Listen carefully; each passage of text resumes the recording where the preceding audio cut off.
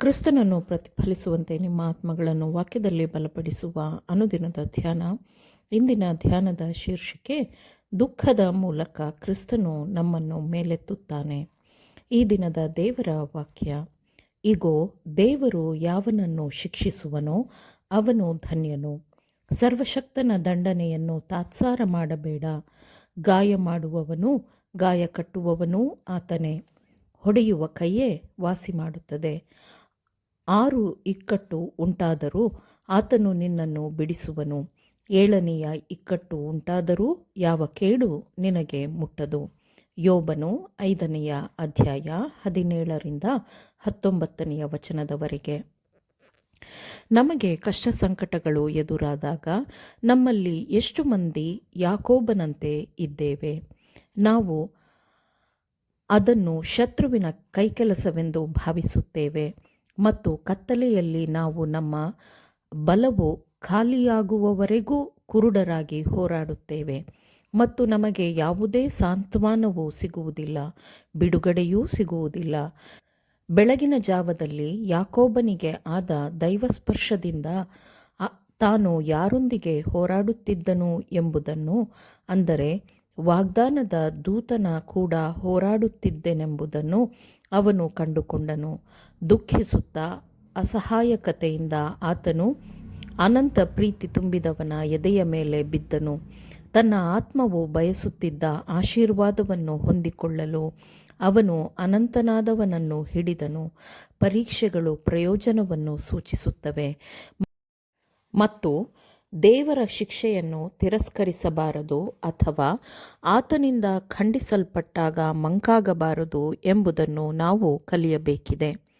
ಹೇಳಲಾರದ ದುಃಖ, ನೋವಿನಲ್ಲಿರುವ ಮತ್ತು ಮುರಿದಿರುವ ಹೃದಯ, ಇವುಗಳಿಂದ ಯಾವಾಗಲೂ ನಾವು ಒತ್ತಡಕ್ಕೊಳಪಡಬೇಕು, ಒತ್ತಡದಲ್ಲೇ ಇರಬೇಕು ಎಂದು ದೇವರು ಬಯಸುವುದಿಲ್ಲ. ನಾವು ಆತನ ಪ್ರೀತಿ ತುಂಬಿದ ಮುಖವನ್ನು ನೋಡಲು ಮೇಲಿನ ಕಡೆಗೆ ನೋಡಬೇಕು ಎಂದು ಬಯಸುತ್ತಾನೆ. ಆಶೀರ್ವಾದದಾಯಕನಾದ ರಕ್ಷಕನು ಕಣ್ಣೀರಿನಿಂದ ಕುರುಡರಾಗಿರುವ ಅನೇಕರ ಪಕ್ಕದಲ್ಲಿ ನಿಂತಿದ್ದಾನೆ. ಅವರು ಆತನನ್ನು ಗ್ರಹಿಸುವುದಿಲ್ಲ. ಆತನು ನಮ್ಮ ಕೈಗಳನ್ನು ಹಿಡಿಯಲು ಬಯಸುತ್ತಾನೆ. ನಾವು ಆತನನ್ನು ಸರಳವಾದ ನಂಬಿಕೆಯಿಂದ ನೋಡಬೇಕೆಂದು ಬಯಸುತ್ತಾನೆ. ಆತನು ನಮಗೆ ಮಾರ್ಗದರ್ಶನ ನೀಡಲು ನಾವು ಅನುಮತಿಸಬೇಕು ಎಂದು ಆತನು ಹಾತೊರೆಯುತ್ತಾನೆ. ನಮ್ಮ ಕುಂದುಕೊರತೆಗಳು, ನಮ್ಮ ದುಃಖಗಳು ಮತ್ತು ನಮ್ಮ ಶೋಧನೆಯ ಸಮಯದಲ್ಲಿ ಆತನ ಹೃದಯವು ತೆರೆದಿರುತ್ತದೆ. ಆತನು ನಮ್ಮನ್ನು ತನ್ನ ಶಾಶ್ವತ ಪ್ರೀತಿಯಿಂದ ಪ್ರೀತಿಸಿದ್ದಾನೆ ಮತ್ತು ತನ್ನ ಪ್ರೀತಿಯ ಕೃಪೆಯಿಂದ ನಮ್ಮನ್ನು ಸುತ್ತುವರೆದಿದ್ದಾನೆ. ಎಲ್ಲ ಸಮಯದಲ್ಲೂ ದಿನವಿಡೀ ನಾವು ನಮ್ಮ ಹೃದಯವನ್ನು ಆತನ ಮೇಲೆ ಇರಿಸಬಹುದು ಮತ್ತು ಆತನ ಪ್ರೀತಿಯ ಧ್ಯಾನವನ್ನು ಮಾಡಬಹುದು. ದೈನಂದಿನ ದುಃಖ ಮತ್ತು ಗೊಂದಲಗಳಿಂದ ಆತನು ನಮ್ಮ ಆತ್ಮವನ್ನು ಮೇಲಕ್ಕೆತ್ತಿ ಶಾಂತಿಯ ಸ್ಥಳದಲ್ಲಿ ಇರಿಸುತ್ತಾನೆ. ದುಃಖ ಪಡುವ, ಕಷ್ಟಪಡುವ ಮಕ್ಕಳೇ, ಈ ಬಗ್ಗೆ ಯೋಚಿಸಿ ಮತ್ತು ಭರವಸೆಯೊಂದಿಗೆ ಸಂತೋಷಿಸಿ. ಲೋಕವನ್ನು ಜಯಿಸಿದಂಥ ಆ ಜಯವು ನಮ್ಮ ನಂಬಿಕೆಯೇ ಎಂದು ವಾಕ್ಯವು ಹೇಳುತ್ತದೆ. ಲೋಕದ ದುಃಖದ ಬಗ್ಗೆ ಮತ್ತು ಅದರ ಪಾಪಕ್ಕಾಗಿ ಯೇಸುವಿನೊಂದಿಗೆ ದುಃಖ ಪಡುವವರು, ಅಳುವವರು ಧನ್ಯರು. ಅಂತಹ ದುಃಖದಲ್ಲಿ ಯಾವುದೇ ಸ್ವಾರ್ಥ ಚಿಂತನೆ ಇರುವುದಿಲ್ಲ. ಯಾವುದೇ ಭಾಷೆ ವಿವರಿಸಲಾರದಷ್ಟು ಯೇಸು ಹೃದಯದ ದುಃಖವನ್ನು ಸಹಿಸಿಕೊಳ್ಳುತ್ತಿದ್ದ ಕಾರಣ ಆತನು ದುಃಖದ ಮನುಷ್ಯನಾಗಿದ್ದನು. ಮನುಷ್ಯರ ಪಾಪ ಅಪರಾಧಗಳಿಂದಾಗಿ ಆತನ ಆತ್ಮವು ಹರಿದು ಜರ್ಜರಿತವಾಗಿತ್ತು.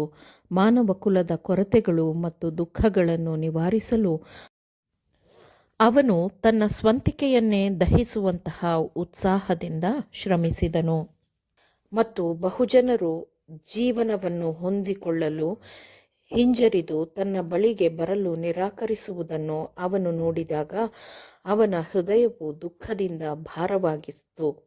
ಕ್ರಿಸ್ತನ ಹಿಂಬಾಲಕರೆಲ್ಲರೂ ಈ ಅನುಭವದಲ್ಲಿ ಪಾಲುಗಾರರಾಗಿರುತ್ತಾರೆ.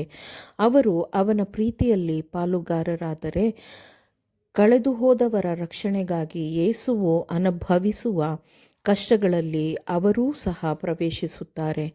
ಅವರು ಕ್ರಿಸ್ತನ ಕಷ್ಟಗಳಲ್ಲಿ ಪಾಲ್ಗೊಂಡಾಗ, ದುಃಖದ ಬಟ್ಟಲಿನಿಂದ ಕುಡಿದಾಗ ಅವರು ಪ್ರಕಟವಾಗುವ ಸಂತೋಷದ ಮಹಿಮೆಯಲ್ಲಿಯೂ ಪಾಲುಗಾರರಾಗುತ್ತಾರೆ.